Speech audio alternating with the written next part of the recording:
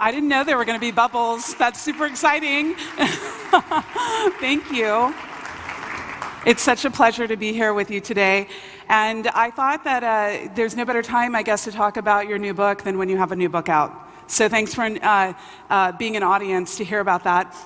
One of the things that I think is really interesting is when I first proposed the title for this new book, Algorithms of Oppression, to my editor at NYU Press in the US, she said, Safiya, no one even knows what an algorithm is, and there's no way that we're going to let you put algorithms in the title.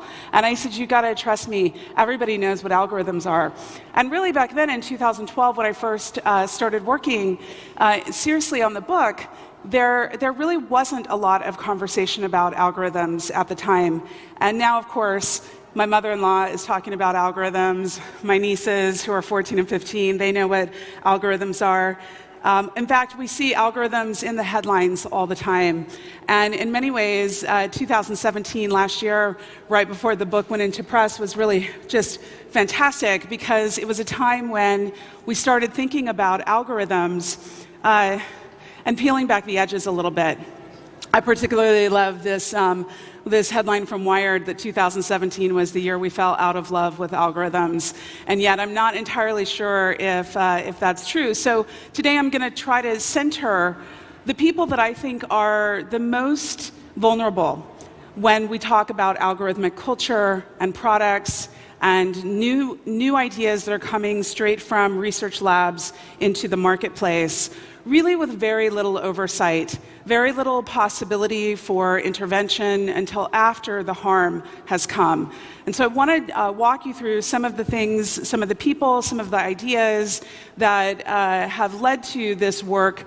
And though it might seem that everybody knows, it's common sense that algorithms are biased or that we have flawed technology projects, I would argue that it's taken many, many years, in fact, more than a decade, to make this kind of a new sense of reality. Now, Professor Wendy Chun, who I am just so grateful to, she's really in many ways the foremother for many of us women of color who are working in this area. In fact, she's going to take the stage here today at 5 o'clock. She really, back in 2006, in this really important piece that she produced for us, this book, Control and Freedom, she talked about the way in which the internet was really expected to be this tool of freedom. And of course, for those of us who are in the United States, I live in Los Angeles. I used to live in the Bay Area. In fact, I lived in Oakland during the first .com boom and bust. This was the dominant narrative for many of us who are working in the tech space. And the idea in the early days of the internet, I hate to say that I'm old enough that I was on the internet before the graphic user interface, before Netscape, before AOL, on the BBSs. And this idea that we would work and play and engage online free from race and gender was really just truly a lie. And many people like Wendy Chun and Lisa Nakamura and others who, Jerry Kong, who were early writers about racism online, tried to forewarn that the internet would actually further kind of contain and constrain our identities. And so this is part of what I want to kind of point us to today in this conversation. Now, there are plenty of people who've been writing about race and the internet. And one of the reasons that I'm excited to be here is also to introduce you to some of these folks, because in the United States in particular, it's been African American scholars who have really, all the way for more than 100 years, that have tried to help us understand the way in which race and capitalism in particular are deeply intertwined. In fact, it's impossible to think about markets and the economics and the kind of social dimensions and political life in the United States without complicating it with this kind of racist history. The U.S. itself could not exist without, for example, the occupation of indigenous lands, and certainly without the importation of Africans throughout the diaspora that were used as free labor to build the Americas. And so this is one of the reasons why I think that while we often now are hearing about racist bias or racial bias in technology projects, it's really Black scholars who have been talking about how race works in the US and around the world. And I want to just make sure that you're aware of some of these people. So for example, Tamit Gebru, she works with the Fairness, Accountability, and Transparency and Ethics group at the New York Microsoft Research Lab. She's also the founder of Blacks in AI, and they're really doing important work to center the disparate impacts, for example, of artificial intelligence on Black people. Joy Bulwamini at the MIT Media Lab has also done important work on facial analysis technology. You might be familiar with her work. She's been on television quite a bit, and her work has really made it around social media, where she's shown in a systematic way how, for example, facial recognition technology can't see Black faces. And so this is important to understand in terms of how facial recognition technologies are increasingly being integrated into our future AI projects, and what the disparate impact, again, will come from that. I also just happen to like that she has organized a group called the Algorithmic Avengers, which, if you've seen The Avengers last week when it opened, I'm just going to tell you, don't go see it. It's really sad. All our heroes die at a moment where we actually don't need our heroes to die, because I'm not spoiling it, but don't go see it. Just stick with Black Panther and you're going to be fine, all right? Just stick with that. All right. Let me also point you to Charlton McElwain, who has done important work at NYU, talking about, for example, how the internet is as segregated as a city. And one of the things that I think we learn, those of us who study race and gender in particular, is we look to see how the internet is actually just replicating it's the same. There's no offline, online experience. We have experiences of systemic and structural racism everywhere. And so one of the things that I'm going to do is share with you a little bit of my work, but also make sure that you've always got kind of a broader holistic view of people who are centering these kinds of conversations. Certainly people like Craig Watkins, who was the first person to really do a great study to help us understand how Black teenagers are power users of technology, and that of course came on the heels of an international narrative of Black people being digitally divided. He actually showed that, in fact, Black teenagers were some of the most connected and most digitally literate and savvy people on the planet. Anna Everett, of course, wrote an important book, Digital Diasporas, that talked about early African-American online users and communities.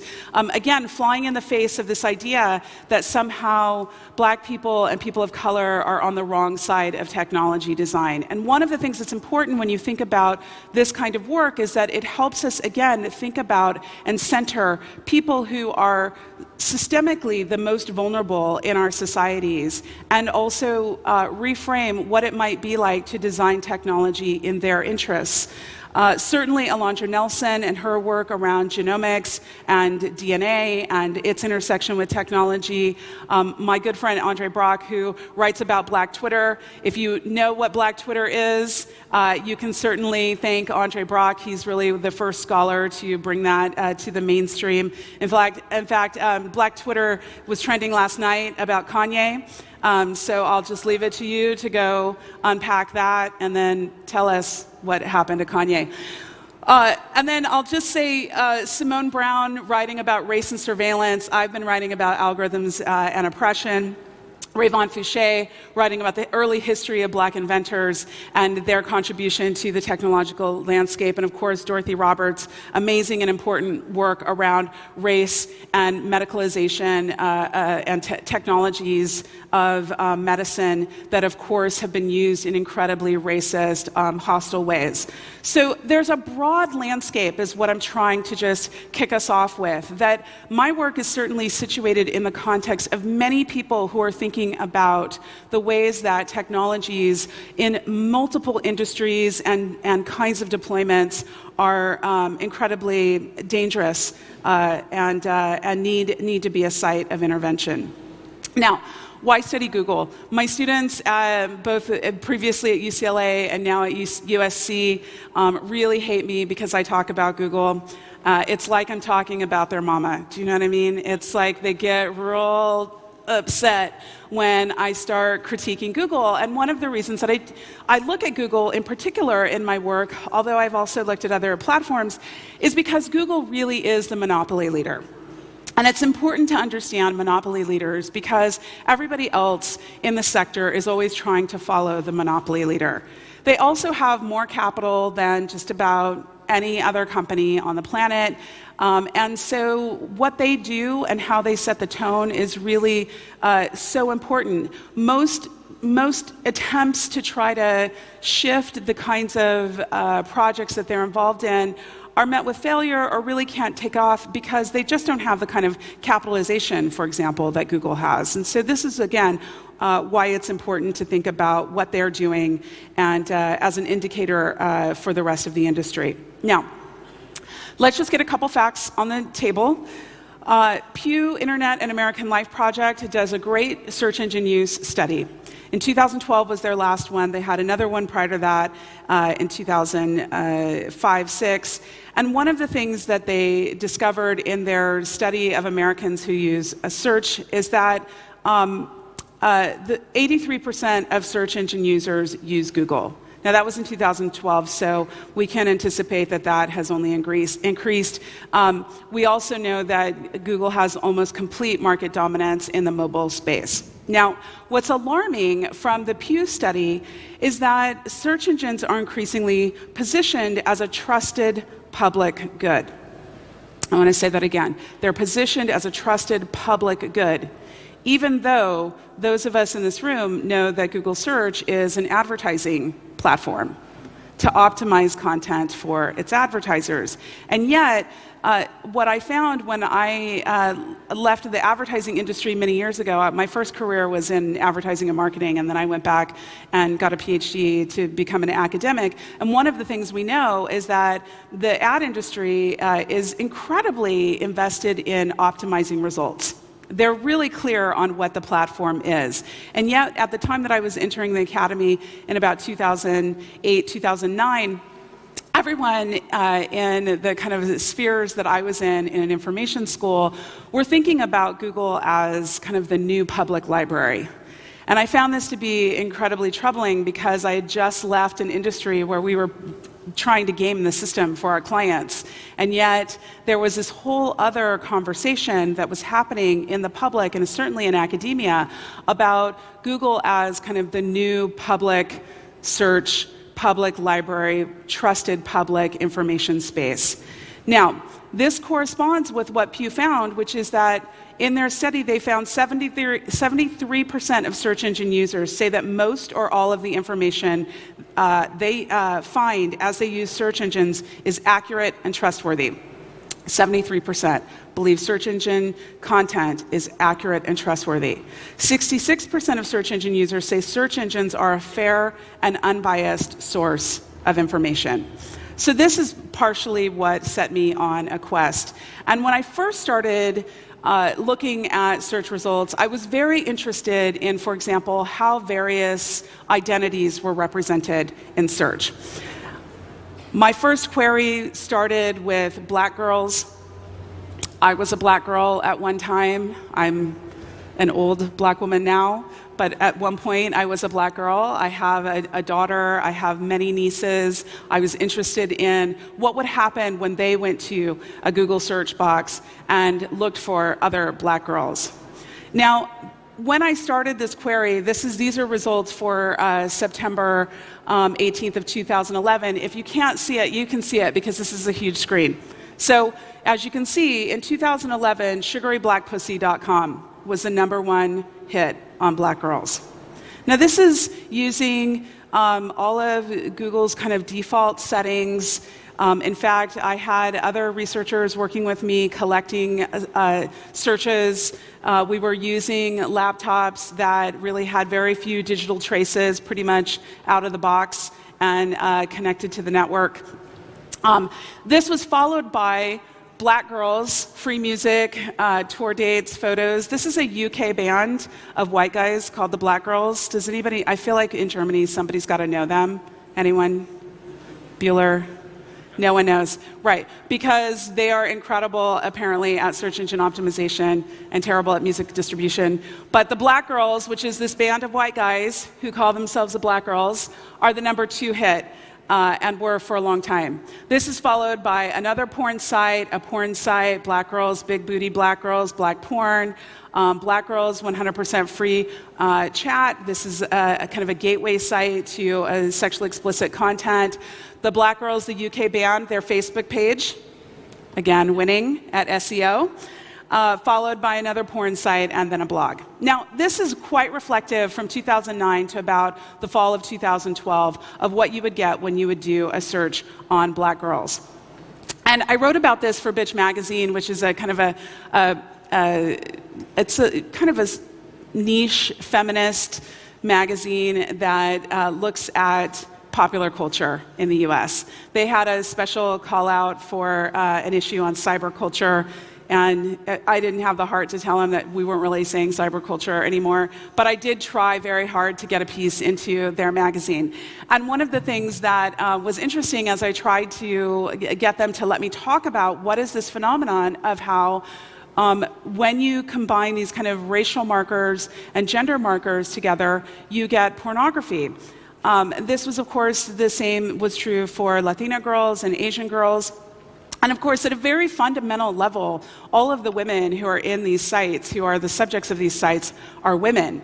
So women are being coded as girls, and just like a kind of, this is like a basic intro to women's studies class. We would just say, we don't call women girls, and yet here we have over and over, women are constantly coded as girls on the web. This is also particularly interesting to me because when we try to talk about this phenomenon of how identities get co-opted in commercial search engines, for many years I've been talking about this. I've been talking about a whole host of examples of how when you combine racialized and gendered terms, you get very derogatory representations, maybe representations that the subjects of those searches themselves would not say are the results they'd want shown. And nobody was really particularly interested in this over the years as I've been talking about it. But then the same phenomena of optimizing keywords around certain types of content by those who have a lot of capital, which of course we know the porn industry has pretty much more money than anyone, that same phenomena through a presidential election in the United States. And now everyone's really interested in talking about how this process works. And so I feel like that was a high price to pay, quite frankly, to get this conversation underway. All right, now, it's true, thank you, because we need the support in the US. All right, so one of the things that I think is really crucial that we understand is that this is not just about the gamification of keywords, because I think that there are a lot of people who argue that search is just simply a reflection of how people use it. And that's not exactly it. And so I want to kind of, let's say, double click on that a little bit and spend some time here thinking about how is it that black women and girls can be so easily sexually commodified in a search engine. And one of the reasons is because we have these very old, long traditions of kind of racist and sexist depictions of women of color. For black women in particular, we've had historical narratives that have served kind of the economic impulse in the United States. So for example, At the kind of inception of the enslavement of African people in the United States and kind of throughout the diaspora, the Caribbean, South America, we have a narrative, a stereotype, a racist stereotype of black women as mammies. Now, this stereotype is about the fact that black women love taking care of white children and white families because they really appreciate the opportunity to be in the house, not being able to take care of their own families, and also being completely exploited, beaten, raped, tragically treated under the conditions of enslavement. But we have to have, in the broader dominant society, a stereotype or a narrative that black women actually adore being in that position, and they love being a mother figure in this way. When enslavement gets outlawed in the United States and it becomes illegal to traffic in African bodies and to import black people in the diaspora into the United States to reproduce the slave force, what we have is a new stereotype emerge in concert with public policy. So public policy shifts, and now the only way that you can reproduce the enslaved labor force is to give birth to new people who become enslaved. And this is where we have the rise of the hypersexualized black woman. Maybe you've heard of her as the Jezebel whore. Maybe you've heard of her as kind of embodied in the Venus Hottentot, or Sarah Bartman, who's a black woman whose body is put on display in life and in death. You have this notion of the kind of the hypersexualized black girl. If you can see here, some of these images go back more than a couple hundred years, these artifacts and images, and even contemporary ideas of black women's sexuality that gets used in service of denying black women human and civil rights. And this is really important. Even this postcard up here in the corner, this is a Jim Crow era postcard. You can't read it probably very well, but it's a black girl child. She's not clothed. She's hiding her private parts. And at the top, the postcard says, "Honey, I'm waiting for you." This is like a toddler-age child. This is the way in which racist ideologies come to be a permanent feature and culture around the world. And certainly this is not just endemic to the United States. You see these kinds of images all over the world. And they're used, again, in service of a disparate kind of treatment, denigration, and so forth of black women around the world. Now, Google's misrepresentations of Latinas and Asian girls, similarly situated. And these are the kinds of things that I think, I'm certainly always asking in my own research, which is, how is it that this can become the normalized dominant narrative about women of color in the US in search engines? And what purpose does it serve? Again, we can't talk about I won't even say, honestly, the rise of white supremacy in the United States right now, because it's actually the same thing we have always been experiencing. But we have this persistent quality, and our technologies are actually mobilized in service of them. One of the things that's interesting to me that I argue in the book is that part of the reason why, for example, we see these kinds of results is because they're incredibly lucrative. That industries and organizations will pay to optimize their content around these particular identities means that those that they pay well. You cannot divorce a project like Google's AdWords and how their 24/7 auction works in service of the industries and the players who are willing to optimize content on these terms, and dismiss the profit motive that Google, in fact, makes from this kind of misrepresentation. Now, there's a host of other digital failures, and I'm going to give you a lot of them. And again, some of you are going to be upset. Others of you are going to be like, I knew this. But it's important because there are so many different dimensions, again, through which racist kind of ideologies become so normalized, dare I say hegemonic, that it becomes incredibly difficult to intervene upon them. And the narratives that come out of Silicon Valley in response to them are also quite informative. So here we have a story by the Washington Post. Some of you may know DeRay McKesson. He became kind of a well-known internet personality around the time that Mike Brown was murdered in Ferguson, Missouri, and became quite active. He was loosely associated with the Black Lives Matter movement, although I don't think he has any official kind of legitimate ties to Black Lives Matter. He became incredibly well-known when Beyoncé followed him. And so I feel compelled to say, if anyone here knows Beyoncé and you could get her to follow me, it would really amplify the work. So I'm just throwing that out there. You don't know who anybody knows here. So, all right, so DeRay tweets out, if you Google map the N-word house, this is what you'll find, America. And what was happening at that time during the presidency of Barack Obama is that if you went to Google Maps and you typed in the words, the N-word house, or N-word king, I don't say the N-word really, it would take you to the White House.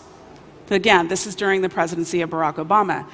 And when the story went viral and the Washington Post kind of picked it up, US News and World Report picked it up, this was the typical kind of response. And I think this is a very, that you could almost cut and paste this type of response from many tech companies when they have these kinds of digital failures. They say some inappropriate results are surfacing in Google Maps that should not be. We apologize for any offense this may have caused. A Google spokesperson told US News in an email late Tuesday, our teams are working to fix this issue quickly. Now, this is quite similar to how we're led to believe that these systems are otherwise functioning perfectly, and that there's a momentary glitch. And I think this is something that's worth thinking about. I certainly know that if my husband, let's say, offends me and says, I'm sorry if you're offended, I also just don't feel apologized to. Maybe that's me. Maybe I'm too sensitive. But I think these interesting kind of non-apology apologies, where I'm sorry if you're offended rather than we're responsible for the output of our designs, is an interesting framing as well back onto the subjects who are often harmed by these projects. Now, this was another story that went viral from Google image search. If you did a search on unprofessional hairstyles for work, here's Rosalia on Twitter showing us what she got, you would get back exclusively black women with natural hair. So I wore my unprofessional hairstyle to work today for you, which is also the hairstyle that I wear every day, so it's fine.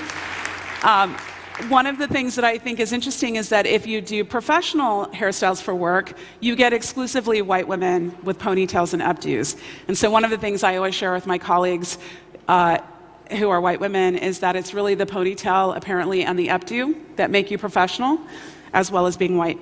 So these are the kinds of things that I think we want to, again, interrogate in the way in which they normalize concepts. Normalize particular points of view.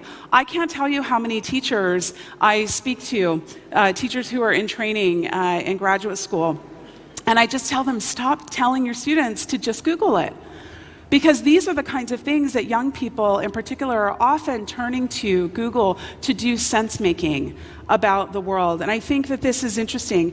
One of the other things I want to say is that I find it particularly interesting that at the moment that people of color or marginalized people are allowed to show up on the job, for example, in the 1960s and the 1970s, with public policy that is designed to remedy hundreds of years of systematic exclusion vis-a-vis affirmative action policies that would allow people of color and women a seat at the table in managerial and decision-making processes. At that very moment, we have the rise of a belief in computerization and computers as superior decision-making possibilities and projects. So it's not lost on me either that there's some might call it a coincidence. Others of us might say there's kind of a coordinated effort to delegitimize the democratization of decision-making that happens through policy by shifting the decision-making to technical systems and calling that somehow more fair, less biased, and more legitimate. In some ways, I think of this as a reliance of what I call a technological mediation of ourselves, which is to say, code and programming is written by human beings, and yet we somehow have these powerful discourses that they are not associated with people, that they're objective, that they're mathematical, that they're formulaic, that there's no relationship between designers and coders' values and their ideas and the very kind of projects that they're creating. And I think this is quite dangerous for people, again, who I argue are made the most disposable in our societies, who are often in the crosshairs of these projects. Just a couple more examples. Here's Kabir Ali. He was searching for 3 black teenagers. You might have seen this video go viral. Here, he's in high school, and he's with his friends, and they're recording him.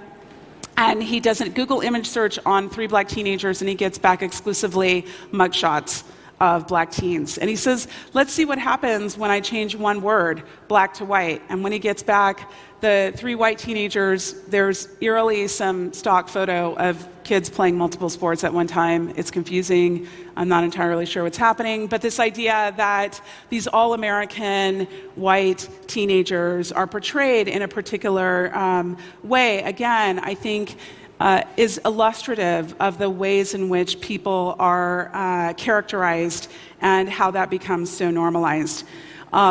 Right after that story went viral about Kabir Ali, Jessica Gwynn, who writes for USA Today, she does amazing investigative work.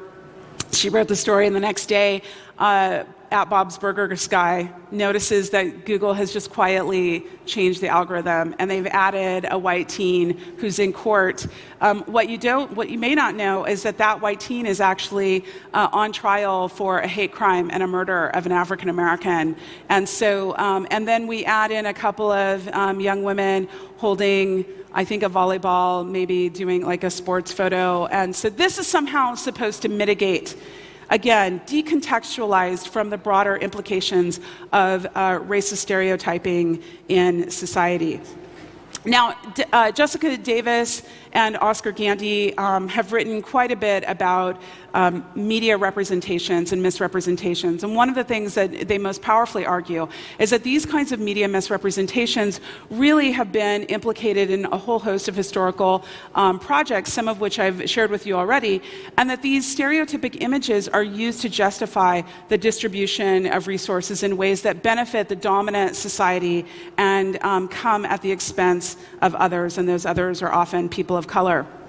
Now, here's an example of how this has come to the fore in politics. This is a critical article, in fact, about a wonderful study that was done by Epstein and Robertson in 2013, where they argued that democracy was at risk because manipulating search rankings could shift voters' preferences substantially without their awareness.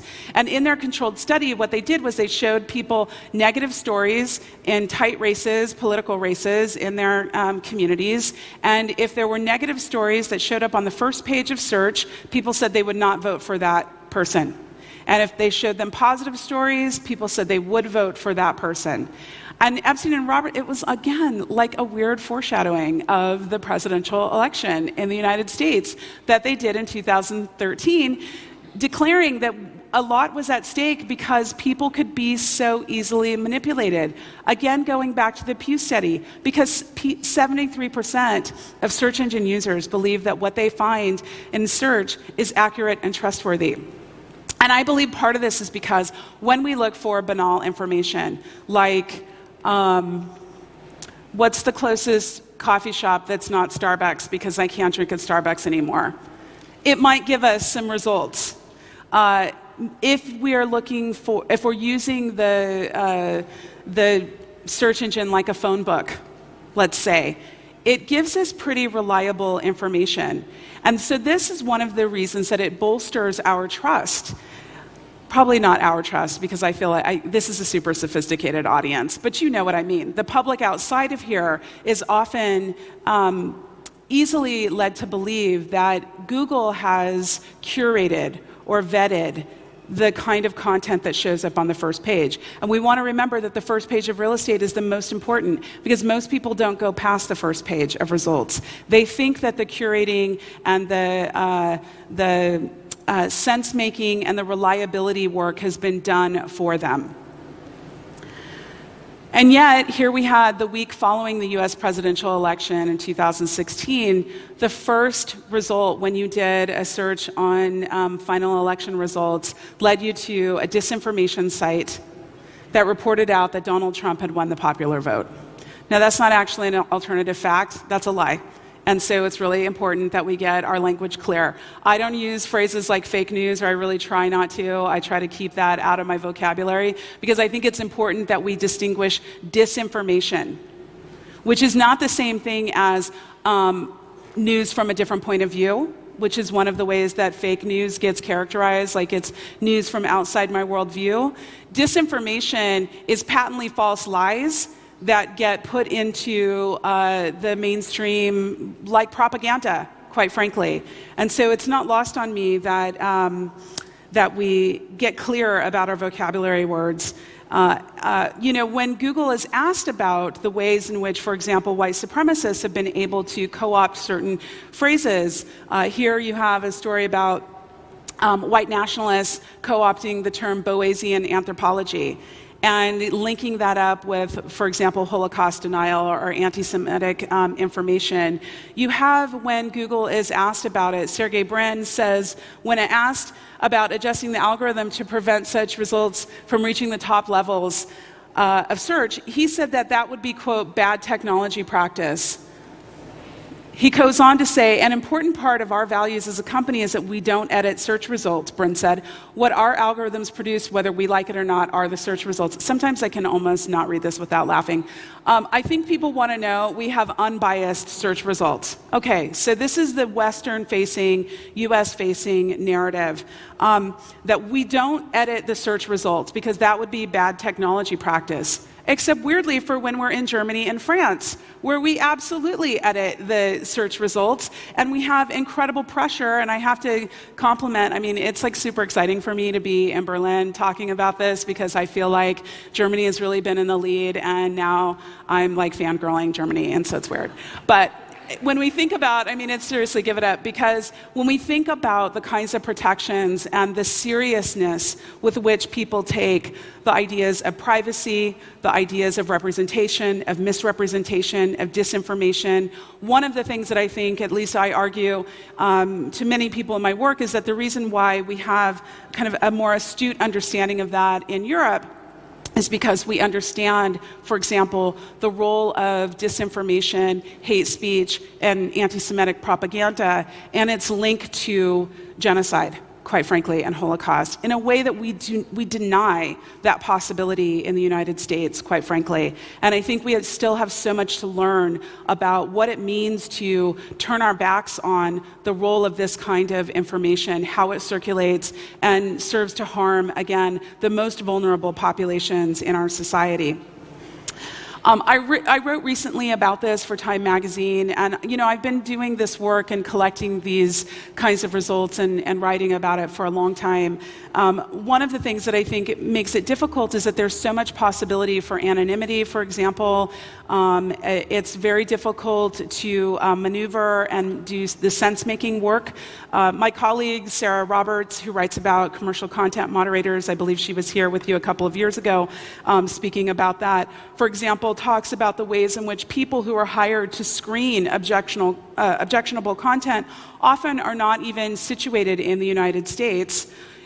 They're often, if they are, people who maybe fit a particular profile. Let's say they live in Iowa, in some small rural community that's been devastated by the rise of corporate farmings. People have lost their farms, and they are now kind of subject to this low-paid commercial content moderation work that also reflects some of their worldviews. And so one of the things that we have is we see, for example, people, activists who are critiquing how racist trolling or other kinds of hate speech are working and circulating online, those people who talk about it or try to amplify that, getting their accounts suspended, those are people who get silenced often on the web, while those who kind of propagate right-wing, fascist, and white power narratives are often able to circulate with much more ease. And I think these are things that we really need to be thinking about when, and this is difficult work. Because when we're talking about the volume of media, for example, that just flows through YouTube, we're talking about, I saw a vice president from Google on Good Morning America a couple of months ago, and he said that YouTube's got about 400 hours of content per minute, 24/7, being uploaded.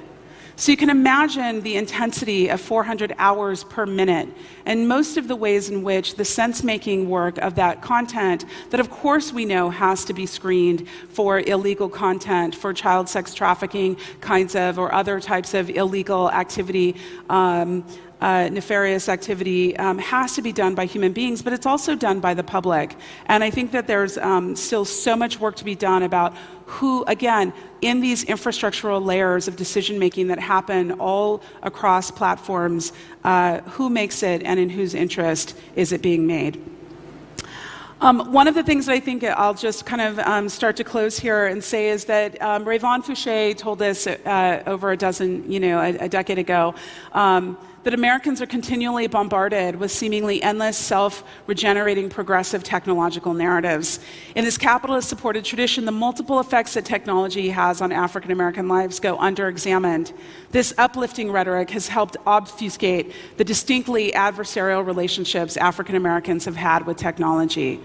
I was just on Twitter last night, kind of really upset because at my old institution at UCLA, there's a huge institute for predictive policing, for example, that has gotten new funding from the Pentagon. And what we see, for example, is that I think we'll be talking about predictive policing in the future the way we talk about the Tuskegee experiment in the past, which is to say that it's often that poor people and poor people of color are often kind of the experimental data sets, the experimental populations where these kinds of technologies get perfected. And I think we have to ask ourselves what that means, whether we're willing to continue to engage in these prospects. And it's not that there's a shortage of other possibilities for technological investment and development. In fact, you have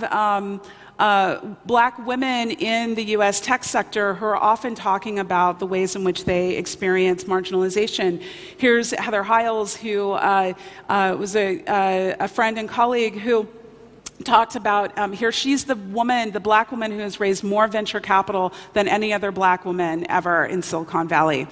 And, she's telling us about how less than 0.1% of Black women are getting funded in Silicon Valley.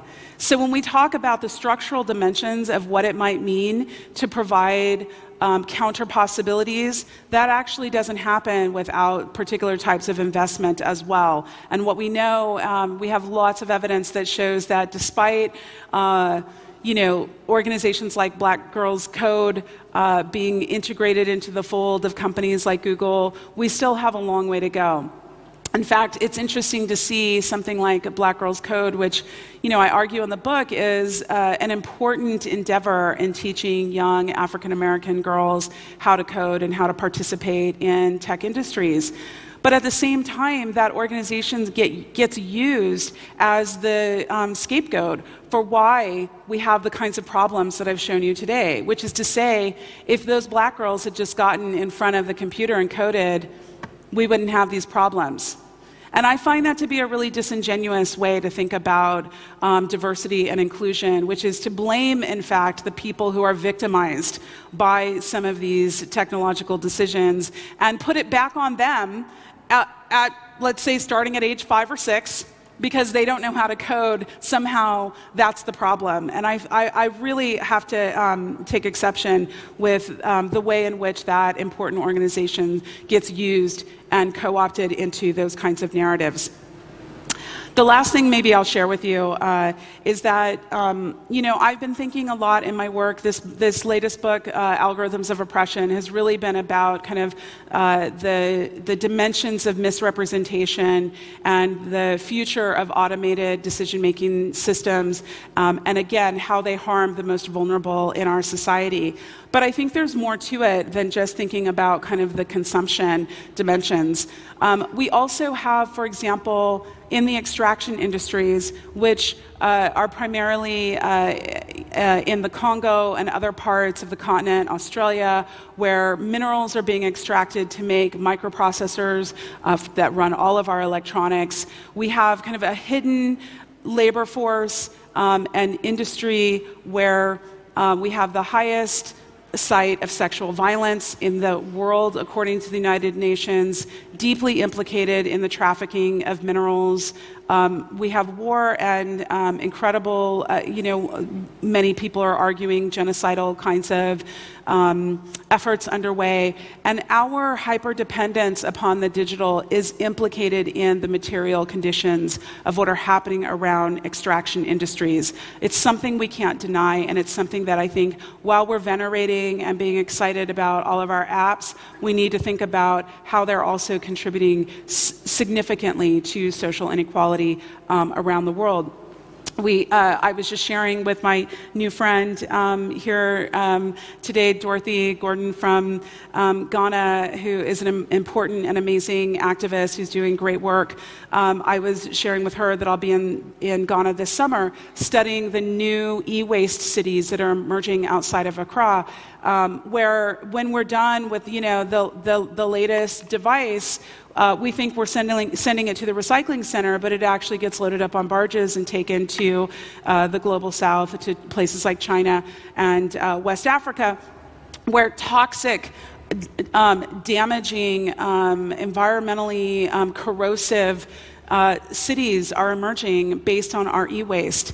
And I think, there was just, in fact, a gentleman in California who was sentenced to prison last week. Some of you might have seen that, where he was investing in kind of green technologies and trying to extend the life of computers, and was taken to court by Microsoft, who alleged that he was infringing upon their market, and was sent to prison. And so we have the criminalization of activists and entrepreneurs now who are trying to intervene upon some of the environmental damage from our technologies. And I think there's a lot of work that still needs to be done here, and I certainly hope that it's something that we will all take up together. So let me just say one last thing about the future of robotics, and that's something that I also care about. We have all kinds of interesting data sets, repositories, libraries of knowledge, and digital archives. And many of the algorithms that fuel the kind of new forms of hardware that we're seeing in robotics, AI, and other predictive technologies have really been used in training machines. And we know, for example, from things that I've already shown you, that there are terribly flawed and racist and sexist data sets that are used to train the future of machines. But I think it's also interesting to see how these get encoded in hardware. So I was at Stanford University about, 2 months ago, sitting with many women who work in the field of robotics, and we were talking about how gender works in robotics, and it was quite interesting. One thing to note is that even women engineers often do not have sufficient training in the social sciences and humanities to even understand beyond kind of a very fundamental, kind of cursory level, like a robot being named Alexa is meaningful, that it's gendered, but kind of like, what does it mean the next step when we think about things like young children who are increasingly being acculturated to giving commands to Siri and commands to Alexa, and the gendered practice of what does it mean for children to shout, Siri, find me blah, blah, blah, Alexa, get me yada, yada. I think we've seen that. The girl who ordered like all the dollhouses and Barbies and stuff, I mean, she knew what kind of commands to give to Alexa.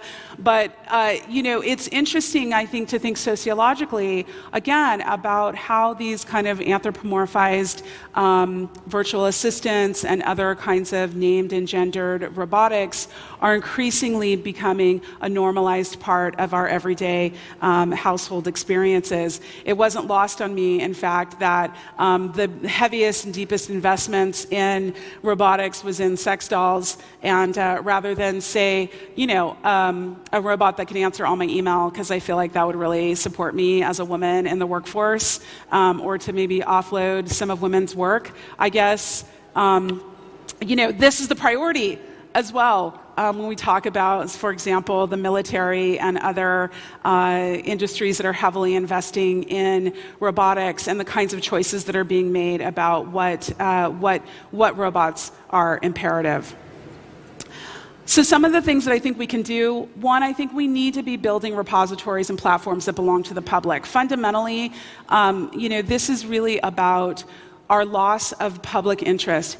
The public space is the democratic space, and I'm certainly not willing to give up on it at the moment that African Americans have civil rights in the United States. It's not actually the moment that I'm going to say that the private sector should take over everything and we should abandon our trust in the public sector or the state. I think it's disingenuous, and again, I do have envy that there's a stronger sense of public interest and public welfare in other parts of the world than we have currently in the US. But I think we have to keep talking about what does it mean, for example, to invest in conversations and congressional hearings around regulation of big tech companies from Facebook. Google will be on deck next. There will be a host of companies that are going to be pulled into regulatory frameworks.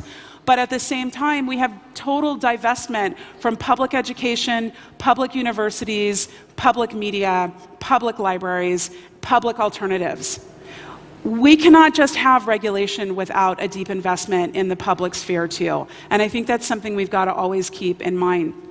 Certainly, we've got to resist the colorblind, racist, sexist narratives. We know, for example, that there's a tremendous amount of research that shows that the colorblind meritocracy discourses that people embrace actually desensitize them and make them more comfortable with racism. And if you're interested in that research, I can certainly tell you plenty of people that you can read who are writing about the incredible harms of thinking in colorblind ways about tech development. I think we've got to think about our technology development, overdevelopment, I might argue. Lots at stake when we put all of our kind of public assets into the digital. And what happens when the grid goes down? What happens when there's no power? How is the entire infrastructure implicated in our knowledge needs? And coming out of the field of library and information science, this is something that's particularly important to me because I know that I can pass a book to a friend, but I can't really pass my digital rights management jailbreaking app that maybe I've used once to my friends easily. Okay. We need to make this kind of information research visible to the public. Those of you who are doing research, we've got to keep amplifying it, making it visible, making it transparent at a moment, again, when the public is trying to figure out what is evidence and what is truth. Research is really important, and I think aligning our research with the public's interests is incredibly important. And more than anything, I think we can never give up. We have more data and technology than ever, and we also have more social, political, and economic inequality and injustice to go with it. The latest studies that have come out in the last month show that by 2030, the top 1% will own 2/3 of the world's wealth. 2/3 of the world's wealth. Right now, I read a study this morning, 1/3 of Americans cannot afford food. Where is the money going is the question. While we're hyper excited about the digital, no one can eat the digital. You guys, no one can eat the digital. So let's talk about the types of investments that we're making and at what cost they come. Thank you.